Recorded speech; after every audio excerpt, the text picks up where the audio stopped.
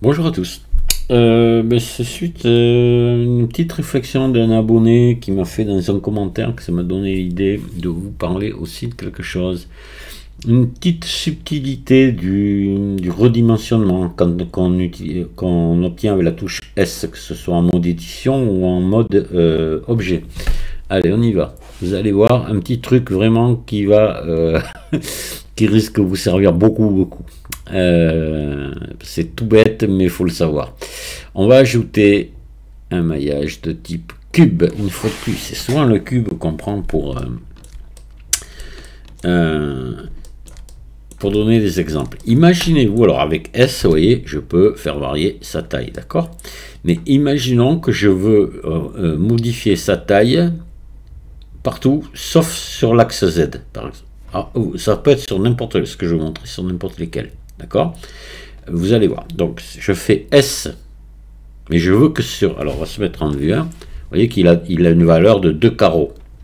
Je fais S, je clique gauche, et ici, je vais dans cette fenêtre dimensionnée, et sur Z, vous voyez que partout, c'est à 0,636, c'est donc, on l'a diminué. Si ici, sur Z, je mets 1, et bien, il revient, vous voyez, à sa taille de 2 carreaux, comme il était au départ. On a redimensionné notre cube, partout, sauf sur Z. Alors, ça, c'est moi l'explication que j'aime bien donner. J'ai horreur pour les débutants des raccourcis clavier. J'ai horreur de ça. Je me fais souvent critiquer pour ça, mais bon, c'est comme ça. Je trouve que les raccourcis clavier sont pas du tout pédagogiques. Voilà, les gens, ils utilisent le raccourci clavier sans comprendre vraiment à quoi il sert. Maintenant, je vais quand même vous montrer comment on obtient ça avec un raccourci clavier. Allez, on va remodifier encore ce cube. Toujours pareil, et je vais le garder sur Z dans la même hauteur. Je vais faire S. Et là, je clique sur rien du tout. Je fais Shift Z. Et là, maintenant, je bouge ma souris. Et regardez ce qui se passe. Vous voyez, je le redimensionne partout, sauf sur Z. Alors, pareil, on va faire maintenant. Pareil sur X, par exemple. Allez, je vais faire S. Je touche à rien.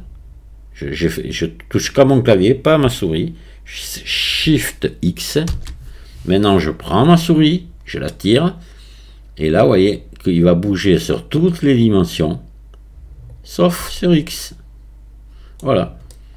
Et ça, alors, bien sûr, évidemment, la même chose, c'est exactement pareil à mode édition. Je supprime. Je vais prendre, par exemple, ajouter maintenant une sphère, plutôt. Je vais mettre pour l'histoire de changer un petit peu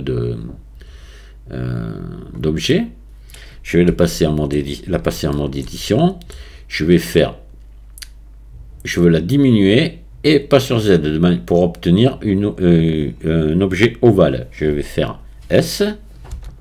Je touche pas ma souris. Shift Z. Voilà. Et je bouge maintenant. Et là, vous voyez que elle va bouger dans tous les sens, sauf sur Z. Voilà. Voilà ce que je voulais vous montrer, parce que j'ai compris qu'il y en a qui se cassaient la tête avec ça. Voilà. Et là, c'est très simple, et il faut juste le savoir, que quelqu'un vous le dise. Voilà.